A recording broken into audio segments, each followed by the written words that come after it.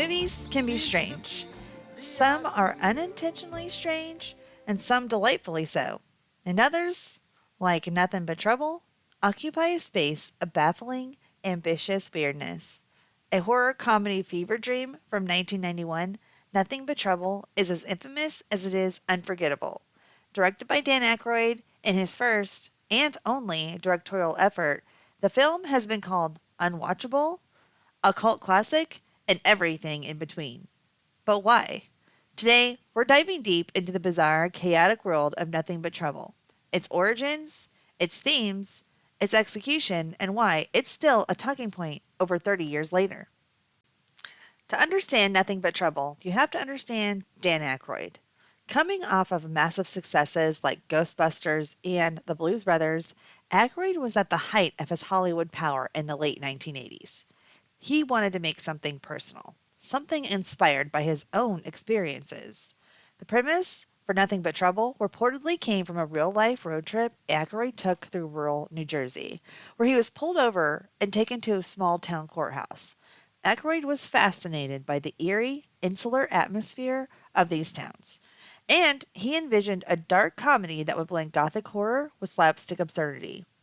Armed with this inspiration, Aykroyd wrote, directed, and starred in Nothing But Trouble. Warner Brothers gave him $40 million budget and free rein to execute his vision. But as we'll see, his vision was unique. At its core, Nothing But Trouble follows yuppie couple Chris and Diane as they embark on a road trip.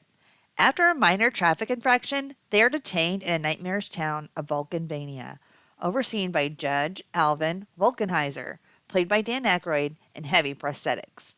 What unfolds is a surreal, grotesque series of encounters with the judge, his family, and the town's bizarre residents, including John Candy in a dual role as both the town sheriff and Vulcanheiser's mute, cross-dressing granddaughter.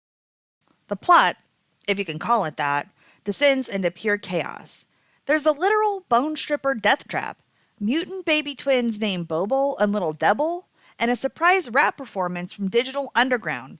It's less a coherent narrative and more a series of escalating set pieces designed to confuse, unsettle, and occasionally amuse.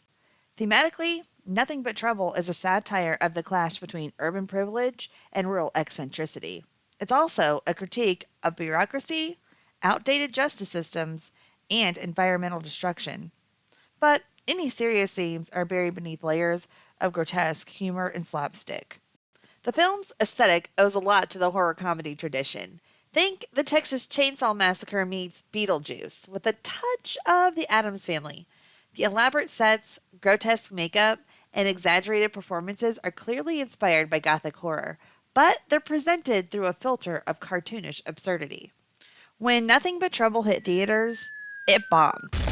Hard. Critics hated it, audiences didn't show up, and it earned just $8.4 million at the box office. Roger Ebert famously gave it 1 star, calling it one of the most bizarre miscalculations in the history of film. So, what went wrong? For one, the tone was wildly inconsistent. Aykroyd's blend of horror, comedy, and social satire never quite gels, and the humor often feels more unsettling than funny. Chevy Chase's detached performance doesn't help either, and while the film's grotesque visuals are memorable, they often overshadow the story, or lack thereof.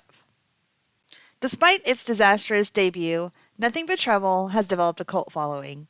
Fans appreciate its sheer audacity, its commitment to being as weird as possible, and its unintentional comedy. It's become a so bad it's good staple, with people revisiting it not as a masterpiece, but as a fascinating train wreck.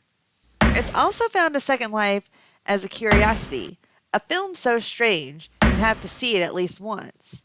In an era of formulaic blockbusters, Nothing But Trouble stands out simply for being unlike anything else. Nothing But Trouble is a mess. It's tonally confused, narratively incoherent, and often uncomfortable to watch. But it's also a testament to Dan Aykroyd's unfiltered creativity. It's a movie that dared to be different, wildly, unapologetically different. Whether you love it or hate it, you can't deny that it's unforgettable. So, what do you think? Is Nothing But Trouble an underrated cult classic or just a bizarre misfire? Let me know in the comments below, and don't forget to like, subscribe, and share for more deep dives into cinema's strangest corners. See you next week! So, what was Aykroyd? Aykroyd?